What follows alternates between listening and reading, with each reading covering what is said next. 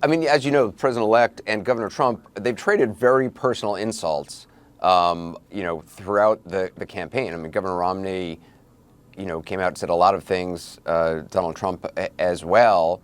In fact, let me just play for our viewers just to remind them some of the comments that were made. Let me just play this sound.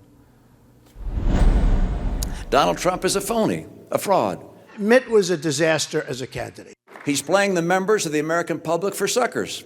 Romney let us all down. He was a very poor campaigner. He gets a free ride to the White House, and all we get is a lousy hat. Romney choked like a dog. He choked. He went. His promises are as worthless as a degree from Trump University. I have a lot of friends. No, I have a lot of friends. By the way, Mitt Romney is not one of them. And Romney, had said that then candidate Trump's foreign policies would make America and the world less safe. He was critical of Vladimir Putin and Russia. He named it as the top geopolitical concern for the United States when he was running. Do you think they could actually work together? I do.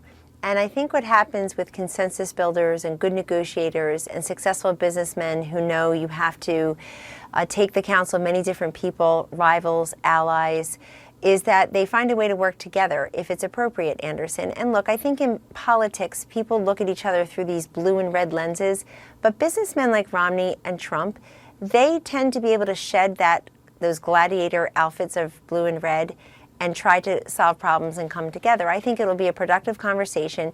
I'm smiling thinking about how maybe that is how Hillary Clinton got the Secretary of State's job after she had terrible things to say about Barack Obama and her after they were primary rivals in 2012 and hadn't thought about it that way. Not quite as tough, though. But that's what happens. Well, I mean, Barack Obama, Senator Obama at the time had said that Hillary Clinton will say anything to get elected. True. I remember she was quoting nice him enough. on that. It happens. Yes. I mean, this happens in the fog of war. Bernie Sanders and Hillary Clinton exchanged barbs. I would say he threw some shade on her just this week after she lost. But right. at George the same Bush and time, Ronald Reagan as well, actually. We have. Yeah, it goes on and on and on, and then he chose him to be his running mate. So at the same time, I think that these two men, not unlike President Obama and Mr. Trump last week, show their love for America and their interest in having a peaceful democratic transition.